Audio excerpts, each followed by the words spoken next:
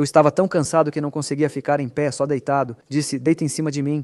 E ele deitou. Coloquei as pernas na cintura dele, empurrei, consegui afastá-lo e tentei levantar, mas ele, claro, rápido como é, pegou minha perna e puxou. E consegui me virar para o lado. E isso foi o que fiz. Minha especialidade sempre foi o crossface. Fiz um crossface nele, peguei por trás no pescoço, agarrei ele e comecei a rir, dizendo bate, bate, aperta ele, bate, bate. E nada, ele só ofegava, bate, bate. Vi a mão dele caindo assim, soltei o cara dormiu. Ele não queria bater, nem eu ia sacudi-lo para assustá-lo. Ele voltou assim em 5 ou 6 segundos, abriu os olhos e ficou assustado. Isso foi uma brincadeira para mim, o que não significa que eu poderia fazer de novo, claro. Só estou contando como aconteceu e é a pura verdade. Fala rapaziada, seja bem-vindo ao TKS MMA. Eu sou Eberton Amaral e no vídeo de hoje vamos conferir uma entrevista dublada onde Mirko Cro Cop revela que apagou Fabrício Werdum em um treino. Para quem não sabe, em 2004 Mirko Cro Cop contratou Werdum para ser seu treinador de jiu-jitsu. Ele ficou morando com o croata por 2 anos. Durante esse tempo, Werdum compartilhou várias histórias e experiências engraçadas que teve com Mirko.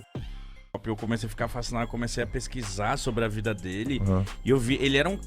Eu sou nacionalista. Ele era um policial e eu via que ele era muito fechado. Ele parecia ser um cara muito fechado. As entrevistas dele era tipo... Parece, um brincalhão legal, assim, brincalhão, adora dar risada. E ele pegava sempre no pé de alguém. E uma vez ele pegava no meu pé, como eu não entendia nada, eu tava ali com um brasileiro sozinho, e ele me respeitava muito.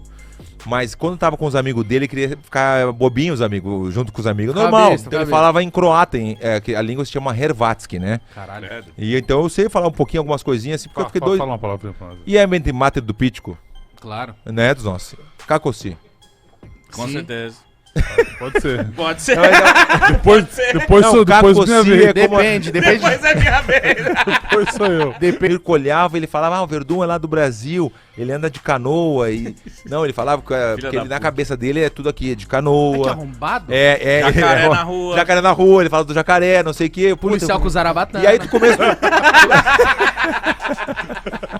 É só chegar lá, dar espelho Mas pra ele. daí uma vez eu saí na noite porque ele falou que não ia treinar no sábado de manhã. E ele tinha luta. Ele falou, não vou treinar. E era muito difícil ele não treinar. Ele sempre treinava com febre, com gripado. E daí eu, vamos, o Igor, né, que era o outro Igor, eu falei, vou sair com o Igor, né? Vamos sair. Vamos dar uma banda, né, dos nossos. Só pra passar batido. E aí quando eu vi o dos nossos, não vai acreditar, quando eu vi ele pegou e ligou pra gente de manhã assim, não, eu vou treinar sim. E era eu e o Igor, né? O Igor era como se fosse o assessor dele total, fazia tudo. Treinava junto, apanhava do Mirko, fazia tudo. Massagem no Mirko, depois eu conto essa parte também, fazia massagem no Mirko, carinhozinho assim, essa parte pula. Aí quando eu vi o dos nossos, ele chamou a gente, eu peguei, puta que merda, me acordei lá pra ir treinar com ele e era sparring, ele queria fazer sparring. Sparring, tá ligado que sparring é a simulação da luta, mas é a luta, né? Então era eu e o Igor. Então ele já ficava no meio, caneleira, luva de boxe, tudo. E o Igor primeiro, depois eu. Então, quando eu entrei, eu queria botar ele pra baixo, mas tava com uma raiva da cara dele, que ele falou não ia treinar, eu tava, imagina, não tinha dormido. Não tinha dormido, mano, era muito difícil, o cara era bom pra caralho. E eu, naquela época, era só jiu-jitsu. Consegui botar pra baixo, Fernando. Botei pra baixo, montei nele, ó, e bem, deu um monte de soco na cara dele. E ele me dava o braço pra eu pegar o braço pra começar de novo. Entendeu? Porque se eu pegar o braço dele, eu paro de bater, recomeça, vai de novo em pé. Mas aí em pé, não, tá louco? Só um soco na cara. E acabou o tempo dos nossos. Acabou o tempo, eu já, quase morrendo, né? Pô, tinha bebido, né? Eu quase morrendo, eu quase saí, quando eu tava saindo Ele, não, é tudo de novo. Nossa. Maldade com você, mano. Me chamou, eu fiquei no cantinho assim. Ai, mãe. Nossa, ele me deu só uma de canhota, mas não me deu na cabeça. Ele falou que eu nunca vou te chutar na cabeça porque eu gosto muito de ti. Eu vou te chutar só nas pernas. Nossa, ele me deu na perna, na coxa, repartiu o músculo. Eu fiquei 2 semanas sem poder andar direito. Daí foi mais engraçado porque nessa época a gente treinava na casa dele. Ele explodiu. Me deu na. Ele repartiu teu músculo da coxa. Um chute, um low kick, né? Não, um low kick. Eu não imagino a dor que deve ser. E você é um atleta. Um HB20 treinado, malhado. Imagina um chute desse cara em mim. Você, eu viro um patê. Você virou uma gosma. Ficando armado. Mas a gente treinava na casa dele lá em cima na montanha, só que não tava, a academia tava pronta, mas a casa não tava pronta ainda. Então a gente morava lá embaixo da montanha. Eu morava junto com ele, no apartamento dele. E era no 4º andar e não tinha elevador. E eu tinha que subir, Nossa. subir chorando. Nós chorando assim, mas Aquele puta, frio. aquele Aquele frio pegando, frio Dói pegando no e eu frio. chorando. Quando eu entrei na casa, assim, o meu quarto era a sala, passa pela sala e vai pro meu quarto. Era uma sala que eles armaram, assim, um quarto ali, né, pra eu ficar. Nossa, ele tava sentadinho vendo no jornal, assim, ó, vendo o jornal, daí ele tá lendo o jornal, assim, e me olhou, assim, eu vindo meio que não querendo mancar, assim, sabe, no orgulho, né? Pá, não vou mostrar, né, mas tava doendo pra caramba, né? E ele pegou, assim, ele só pegou e puxou, ele botava o gelo dentro da meia, pra poder botar, né, pra não queimar a pele, né? E me deu, assim, ó, o gelo, assim, eu só passei, assim, peguei, assim, o filho da puta. E fui pro meu quarto, botei, mãe, aí já chamei a mãe, né? E, cara, assim, ó, impressionante. E ainda lutava, né? E aí depois entrou no UFC ainda. O Igor não é talentoso, mas é muito esforçado, não é isso? O Igor não zero talento, mas ele era muito esforçado. Ele treinava tanto aquele guri, velho. Treinava muito e o que aguentava de porrada do Mirko. Eu reclamava, todo mundo reclama, mas ele não pode reclamar. Na real, ele não pode reclamar. Exato. Senão ele chama. Eu vi uma vez a gente jogando basquete pra aquecer né, antes do treino, e a bola me pegou no pé do Igor, e deu na cara do Mirko. Puta, pra quê? Eu não tenho noção. Ele esculachou o Igor de um jeito. Seu merda, não sei o quê, papapá. Vou cortar metade do teu salário, não sei o quê. E o Igor assim, apavorado, como assim? Pegou no meu pé, pegou no teu rosto, mas não foi minha culpa. E ele não falou, né? Só pensou. Aí ele pegou e começou a xingar, mas assim, eu tô não tenho noção. Ele esculachou o Igor. Pode ir embora, vai embora daqui, não sei o quê. Mandou embora. Não, tu não tem noção. O Igor não pode... Não, o Igor foi forjado a porrada ali. Por isso que ele é muito duro. Por isso que ele o negócio da massagem que é engraçado pra gente passar pra próxima, assim, era o massagista fazendo massagem de verdade, a mulher fazendo um cafuné na cabeça dele e o Igorê fazendo assim, ó, passando assim, ó, assim, ó, passando a mão assim, sabe, passando a mão em todo o corpo. Aí um dia ele me convidou, ô Verdun, vem cá, eu falei, vem cá um caralho, rapaz, foder, rapaz, que isso, vamos do respeitar. jiu-jitsu, cara. É jiu-jitsu. Mas o destaque desta entrevista é o dia que Mirko Cro Cop disse que apagou Fabrício Verdun, e o Verdun irritado foi embora pro Brasil e nunca mais voltou. Não perca essa história. Já aproveita e deixa o like, o comentário e inscreva-se no canal. Agora chega de papo e vamos para o vídeo. Agora estávamos falando do Verdun, conta para os espectadores aquela situação do treino quando você lutou comigo e eu te dominei e você me disse que só o Verdun te dominou assim e depois saiu da academia. Qual era a regra?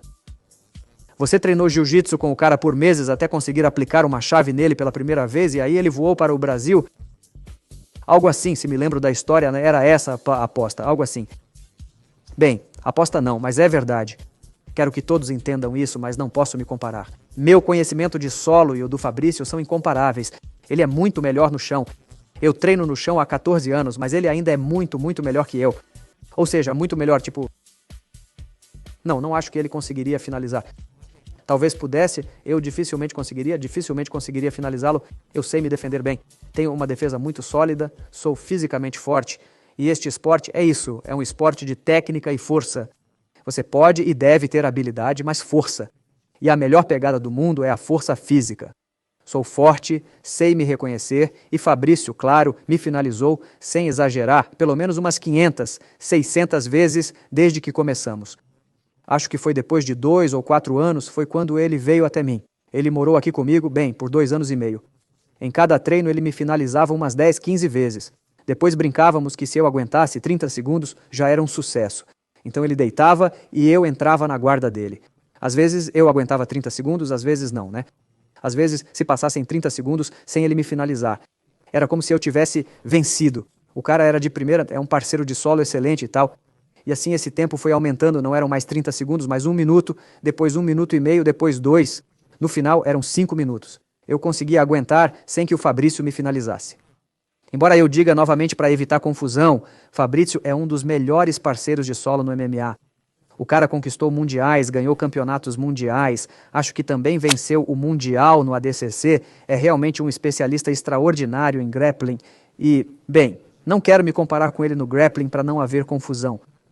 Porém, ele sempre me zoava, dizendo, se algum dia você me finalizar, se me fizer bater, vou direto para o Brasil. E a gente ria disso porque finalizar ele é impossível.